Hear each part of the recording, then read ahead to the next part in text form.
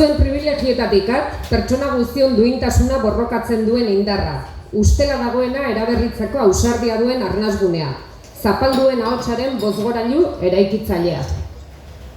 Emakume bezala ahalduntzeko laguntza ezinbestekoa izan da, praktikan eta teorian.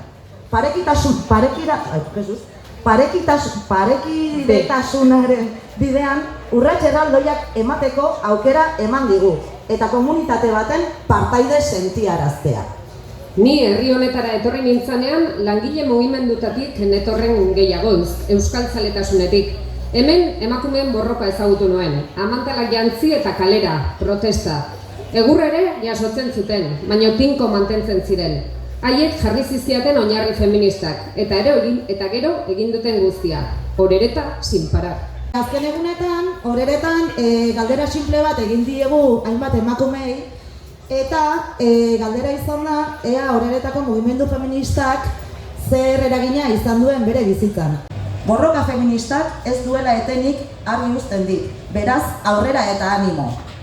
Gora borroka feminista!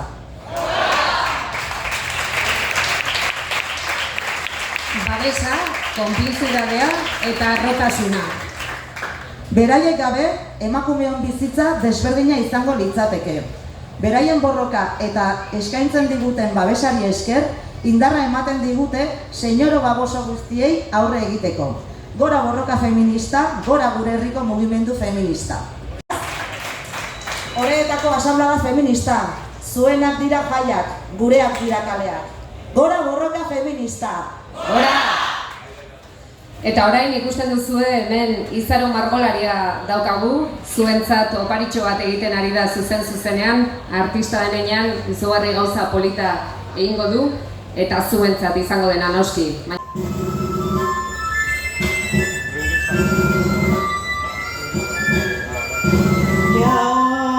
Ezagurtzen duzur etorrera, nere bihotza pilpila ukitzen da zu ikustean. Zorion txuri, goxo eta ederrera, maitia. Ezagurtzen duzur etorrera, nere bihotza